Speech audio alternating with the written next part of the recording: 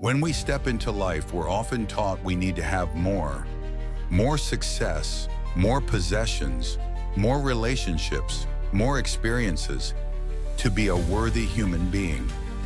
But have you ever stopped for a moment and asked yourself, does more really bring fullness? In the flood of things out there, have we confused having a lot with having what truly matters? Sometimes it's precisely in having less craving, less distraction, less expectation, that we discover so much more peace, more value, more inner freedom. Less here isn't about scarcity, it's about choosing. It's about letting go of what's meaningless so you can hold on to what's essential. In Stoic philosophy, the wise don't try to grasp everything. They learn to release what only makes the mind heavier.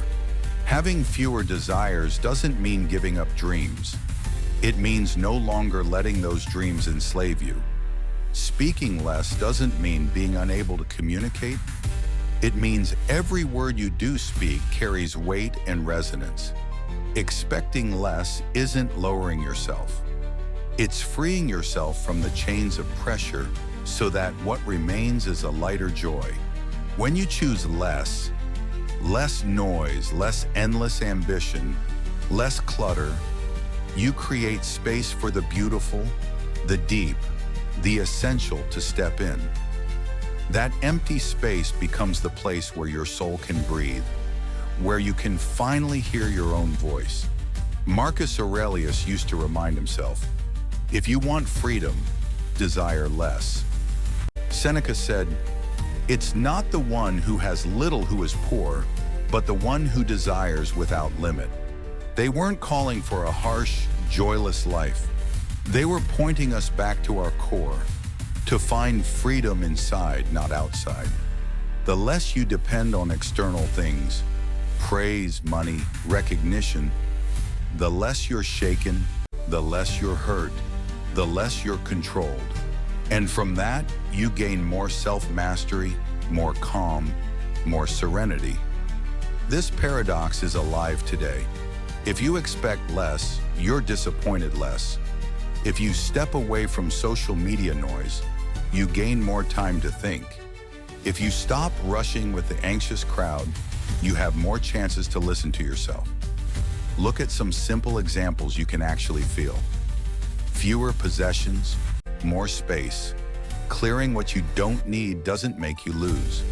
It opens room for newness, for calm, for creativity. Your room widens, so does your mind. Fewer words, more impact.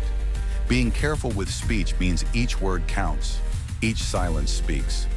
Fewer expectations, more happy surprises. Starting without heavy demands lets you enjoy the small and the simple. Fewer dependencies, more self-control. The less you rely on others to make you happy, the more you own your state of mind. Less worrying about others, more honesty with yourself. When you stop comparing and pleasing, you can finally see who you are and live for it. Practicing less doesn't make you poor, it makes you rich inside.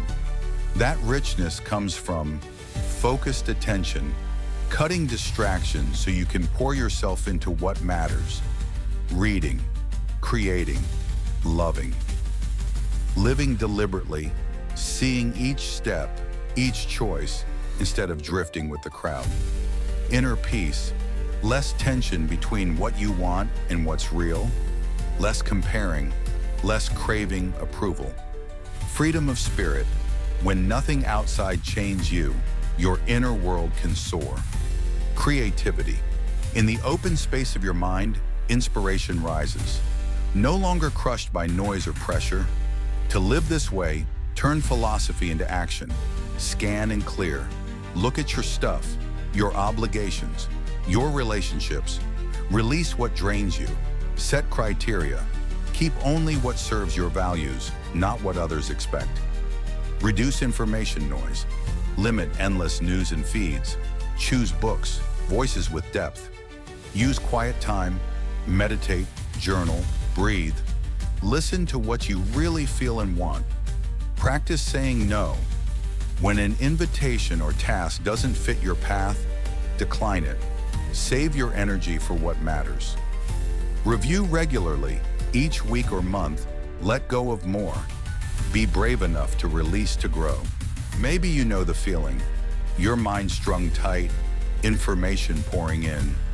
You scroll and feel empty, pressured, wanting to escape but unable to stop. You're surrounded by choices, jobs, relationships, projects, but you're unsure which are truly yours. That's a sign you're suffocating in more, and you need less to breathe. Why less is more isn't a call to strip yourself bare. It's an invitation to pause. Sit still for a moment and hear your own heartbeat. It's a gentle reminder. In a loud world, you're allowed a little quiet. In a rushing current, you're allowed to cling to one steady rock. And when you let go of the excess, you open the door for what's precious. Start small. Let go of one unnecessary item in your room. Turn off notifications for an hour. Sit quietly, breathe. Ask yourself, what in my life is just there by habit, not by choice? As you cultivate the habit of less, you will begin to feel more. You'll notice that simplicity you touch greatness. In plainness, you find true elegance. In silence, you finally hear your soul. When you release the more you don't really need, you're not losing. You're gaining more freedom, more peace, more meaning. And that is the life you were meant to live.